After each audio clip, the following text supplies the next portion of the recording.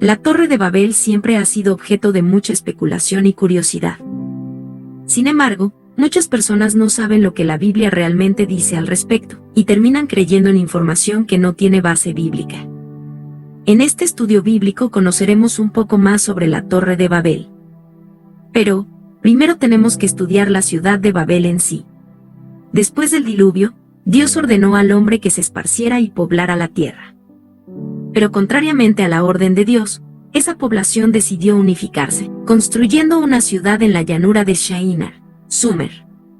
La ciudad de Babel es la primera ciudad mencionada después del diluvio, y la región donde luego se construyó Babel sería la tan famosa Babilonia. La ciudad de Babel fue fundada por Nimrod, quien también fundó las ciudades de Erech, Ekkad y Calne. Cuando partió para Siria, construyó las ciudades de Nínive, Rehoboth-ir, Cala y Resem. Según el relato bíblico del capítulo 11 del libro del Génesis, posiblemente Babel fue la primera sede del gobierno de Nimrod, y donde comenzó su reinado. Junto con la construcción de Babel, esas personas también comenzaron a construir una torre para fortificar la ciudad. Esta fue una actitud completamente contraria a la voluntad de Dios. La construcción de la Torre de Babel supuso básicamente la materialización de la negativa a extenderse y poblar la tierra.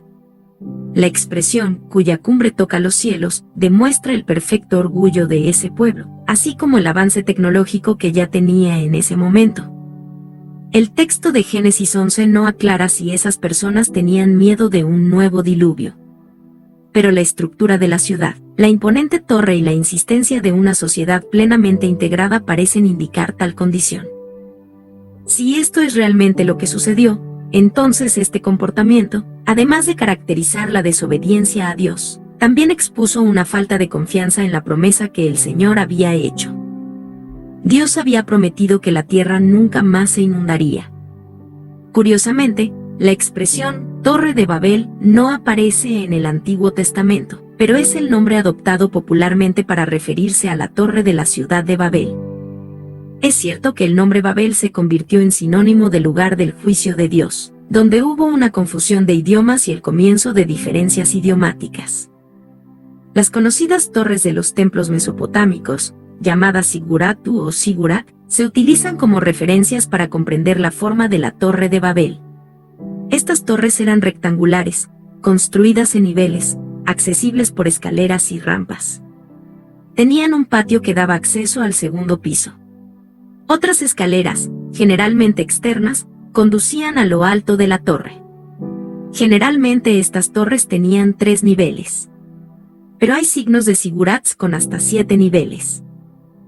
En lo alto de la torre había un santuario, donde se encontraba la imagen de la deidad cuya construcción del sigurat en cuestión honraba.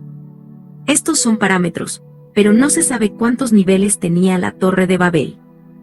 Ni siquiera es posible saber si la Torre de Babel tenía la función de santuario, ya que su construcción probablemente quedó inconclusa junto con la ciudad misma cuando los habitantes se dispersaron.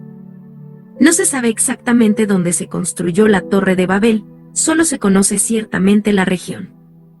Debido a esto, hay algunas sugerencias para la ubicación de la torre. Algunos intérpretes están de acuerdo con la tradición transmitida por judíos y árabes de que la Torre de Babel era el templo de Nabu en Bers Nimrud, a unas 10 millas al sur de Babilonia. Esta torre del templo tenía 7 niveles. La principal defensa de esta sugerencia es que el nombre Bers Nimrud es posiblemente una variación de Bir Nimrod, que significa Torre de Nimrud.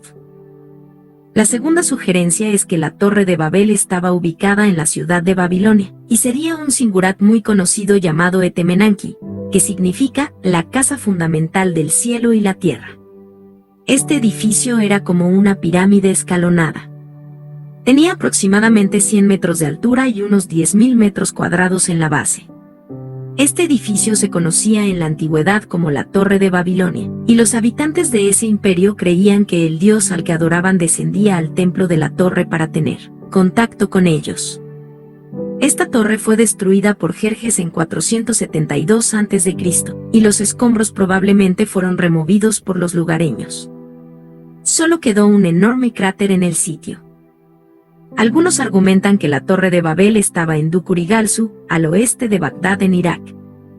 Sin embargo, esta posibilidad no se considera mucho, principalmente debido al hecho de que la ciudad fue construida solo en 1400 a.C. Existe una tradición judía que cree que Dios envió fuego desde el cielo y consumió toda la Torre de Babel, incluidos sus cimientos, por lo que es imposible localizarla. También hay otra tradición que establece que la Torre de Babel pudo haber sido derribada por la fuerza del viento, y que no queda nada de ella. No se sabe exactamente dónde está o estuvo la Torre de Babel, pero es posible saber lo principal sobre ella. Tanto la ciudad de Babel como su torre representan concretamente la ambición del hombre desde los tiempos más remotos. La Torre de Babel es una imagen clara de la insistencia humana en desobedecer las órdenes del Señor. El mensaje bíblico más importante sobre la Torre de Babel se refiere al juicio de Dios que cayó sobre ese pueblo, trayendo la confusión de idiomas e iniciando la dispersión geográfica de la humanidad y el surgimiento de diversas culturas y variedades idiomáticas. En Génesis 11 verso 5 se puede ver un elemento antropomórfico en el descenso de Dios para ver la ciudad y la torre que los hombres estaban construyendo. En Génesis 11 verso 6 Dios deja en claro que esto fue solo el comienzo, y que la ambición del hombre ya no respetaría los límites en sus planes y proyectos. Entonces Dios trajo juicio sobre ese pueblo y lo esparció por toda la tierra. También hay una discusión sobre si la confusión del idioma fue un evento global o local. Algunos eruditos sostienen que tal evento ocurrió solo dentro de la historia semita. Como tal, entienden que el capítulo 11 pertenece a una sección del libro de Génesis dedicada a la historia semítica. Por lo tanto, la confusión de idiomas habría originado diferentes dialectos solo entre los semitas. Esta interpretación es muy controvertida. La interpretación más aceptada del capítulo 11 de Génesis es que la confusión de idiomas tuvo un impacto global. Esto significa que la humanidad se concentró allí en Babel. Entonces, antes de eso, todos hablaban el mismo idioma, lo que parece claro en los versículos 1 y 6. De modo que es posible que el autor de Génesis haya usado un método de organización y construcción del texto, donde la primera parte del capítulo 11 precede cronológicamente al capítulo 10.